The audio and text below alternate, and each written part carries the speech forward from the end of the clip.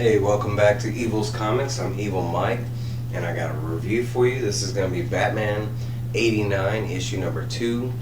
Let me see. This is written by Sam Hamm, artist and cover by Joe, how do you say that? Quiones?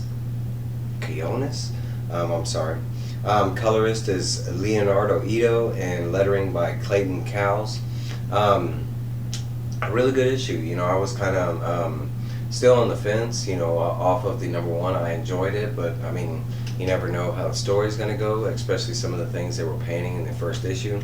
The second issue is picking up directly from the first issue. Batman was kind of, being accosted by some police in that alley, and we see that right off the bat that he is dropping some flash pellets. In the mix of things, we do see that a gunshot goes off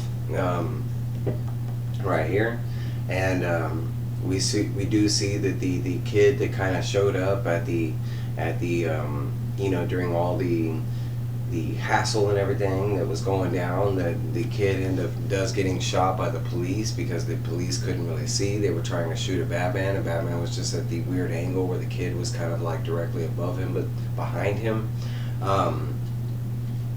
I do show a touching scene where, back at Wayne Manor, and it's morning time. Alfred is making his rounds looking for Bruce Wayne, and we see Bruce in the Batcave, and he is mourning the loss of the kid. And the kid was just trying to, feed another kid. He wasn't really doing anything wrong. Batman just had seen, something and put two and two together and thought he was breaking in somewhere, and just, it was wrong place, wrong time kind of thing. They do catch up here with Billy Dee Williams, this character, with Two-Face and Barbara Gordon. He is not Two-Face yet. He is still Harvey Dent. But somehow he has come in contact with some bat tech, and they are basically like testing it, and he's trying to use it, and he can't really figure it out. Barbara, on the other hand, has kind of figured it out, but they don't really go anything beyond it besides saying that they kind of know that the person that would have had that weapon would have had to have some money to build it and design it. We catch up to some other things that are going on in the city, and basically, it's a Harvey Dent, and he's going back to where he was raised, and it's kind of the lower part of Gotham, and now that he is, higher up in the end of Gotham, he doesn't frequent there too often, but he is kind of meeting with some of the main members of this community. I think it's called Burnside is the area in Gotham. Yeah, Burnside Park. And the leaders are trying to get him to show up more for the colored community that's in Gotham.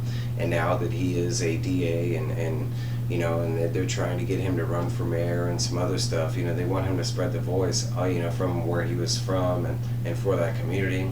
And he kind of agrees. We do see our kind of and I will call him our Robin character, but we do see him kind of lurking in the background on different panels, and he's kind of just taking in what's going around in the community. They do show this right here, that there is these gentlemen going around the neighborhood stating that they're like a neighborhood watch Batman program. That's why they're all dressed up as Batman. There's an Easter egg to the Dark Knight Returns with the guy with the blue face, the blue Batman symbol on his face. But these are not what they seem. We quickly see that they are breaking into a business just to steal a video game system, and luckily or not maybe, I don't know, depends on how you look at it, but we see our lurker, the Robin,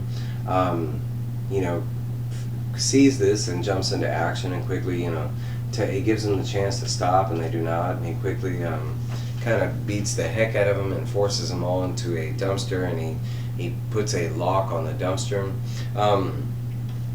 Some kids around the corner kind of see all this go down, and they state when it happened that it looked like the guy in the hood, Robin, that he looked like he was robbing the store.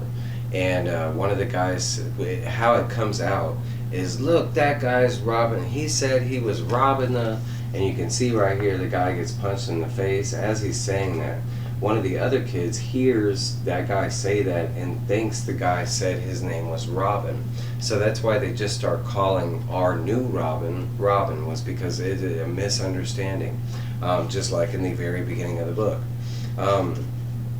Him hearing this, and because some people even do kind of question the name Robin, and there is one guy in the crowd that even states, no, the guy, that's not his name, that was what the guy was saying, that they were robbing the store.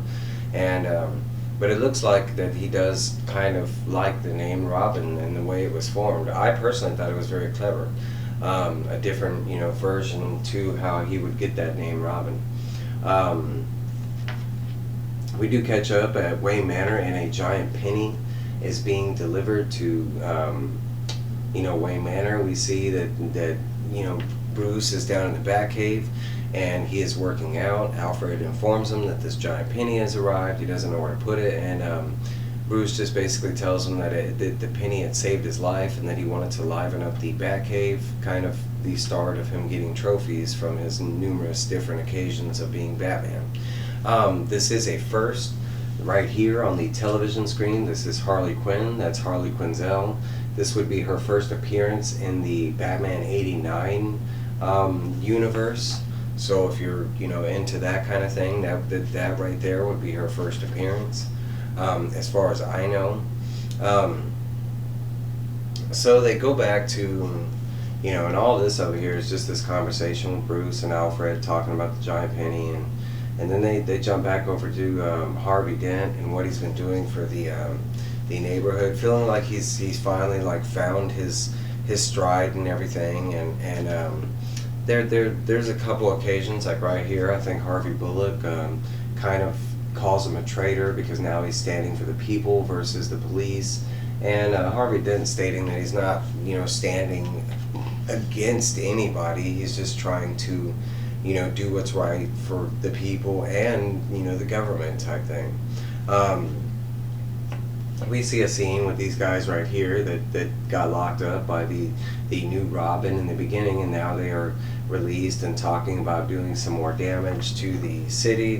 Now that they are pissed off, they kind of mention this Royal Theater where some of the main community members kind of meet up.